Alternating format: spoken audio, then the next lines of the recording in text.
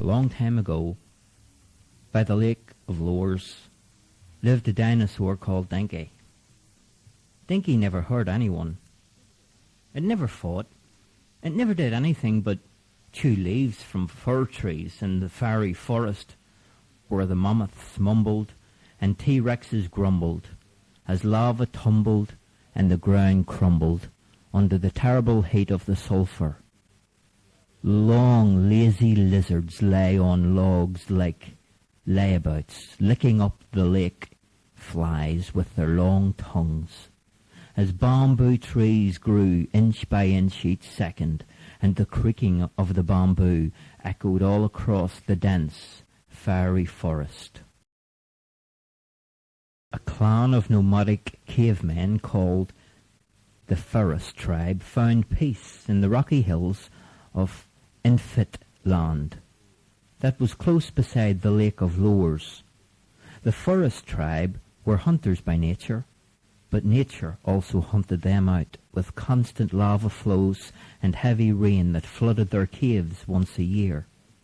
Soon after the rains had washed away the lowland, you would see an instant change around the forest as new growth spurted up everywhere. The thick forests were kept under control by Dinky and his friends, the dinosaurs.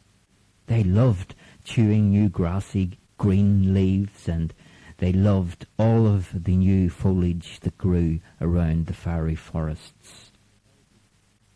Dinky had become very good friends with some of the forest tribesmen and gave them rides upon their fluffy, tuffy tails. Some, in fact, lasted for days and days as Dinky took them far, far away into the depths of the forests. One day, as Dinky was giving a ride to one of the kids from the Forest Tribe, sure enough, a little terrible thing happened. The ground opened up, and the earth shook, and like a million blazes the whole earth seemed to disappear in a sulphur fire. The ground swallowed up all of the dinosaurs as they tried to run back into the fairy forest. Lucky for Dinky, as she was 10 miles away at the time, by the lake of Lowers, and wasn't swallowed up into the deep furrows in the earth around the fairy forest. And when Dinky returned to the forest, she couldn't find her friends. She was very worried, and after a few days, she became very sad and lonely. After an ache and a shake, Dinky walked off towards the lake. When Dinky got to the water, a very strange thing happened. Suddenly, from out of nowhere, a whirring sound cut the quiet in two. The silence was broken by a box-shaped machine that appeared beside the lake. As it landed, the top of the strange machine opened up, and 3 men dressed in strange clothes got out. They looked about, and they pointed at Dinky and said, "A dinosaur! We've come back too far. This is prehistoric, not the Dark Ages." Dinky stood there, but shaking in fear as the 3 men walked over to her. "Let's take this dinosaur back with us to the 27th century, said the tallest of the 3 men. "What a fantastic idea," said the smallest of the 3. "Is there enough room in the time traveller?" said the one in between the tall one and the short one. "Sure," said the tallest of the 3. "There's plenty of room." "Okay then." The smaller of the 3 fired a dart from a handheld device that knocked Dinky unconscious. The moment she opened her eyes, she found herself in a strange, wonderful world. Looking all around, she didn't know any of the surroundings.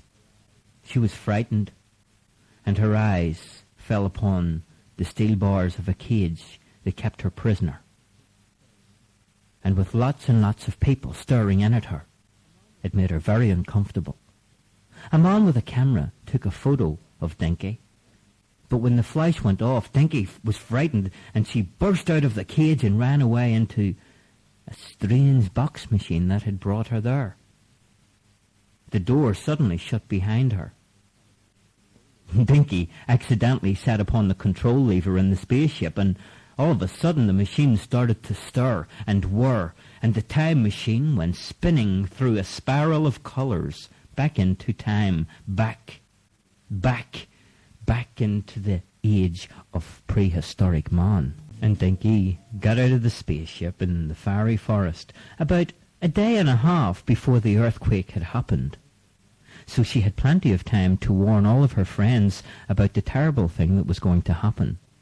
Of course, at first, not one dinosaur nor one tribesman believed her. But when she showed them the strange box that she came in, then they took notice of her, and left the hills of Infantland. And when the earthquake came, the dinosaurs were saved, although the time machine was swallowed up in the deep cracks and melted in the hot lava underneath the ground. If it makes you wonder how I know, keep on wondering. It's only for me to know the reason why. The end.